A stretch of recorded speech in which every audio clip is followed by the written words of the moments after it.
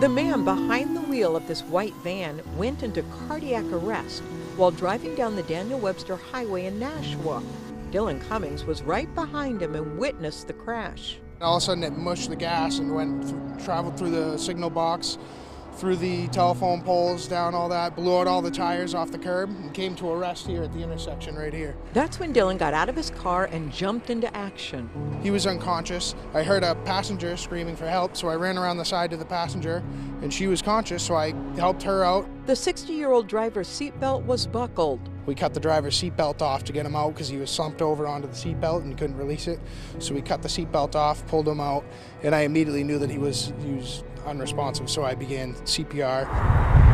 The crash happened right in front of the Volvo dealership where Dylan works as a mechanic. His coworkers heard the commotion and ran outside to help.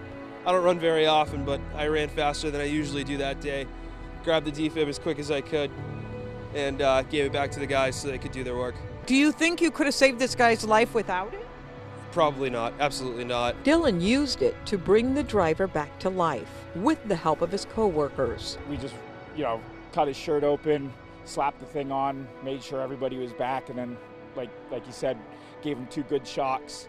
And by that time, after the second shock, that's when the ambulance finally got in and they huddled right over, and he actually started to get some consciousness. I mean, not full conscious, but he was no longer blue, and he was trying to look around. It's the first time he had ever used an AED, or automated external defibrillator. I got the AED training here, actually, in the safety committee, through the Red Cross. When you were taking the training, did you ever think, gee, I may use this someday? No, that's never something that goes in your mind. Coworkers cleared the debris from the crash and prevented a potential tragedy. The gas tank of the vehicle had ruptured, so Dylan had actually asked for a tool to disconnect the battery cable, so obviously we didn't have like a fire hazard. There was a lot of people there, and there was a lot of people standing around not knowing what to do, so it was nice to have Dylan on the scene. He came right in and really took charge.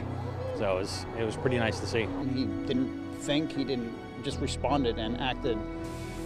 He's just a giving person. He's always willing to help out, and he definitely always puts others before himself.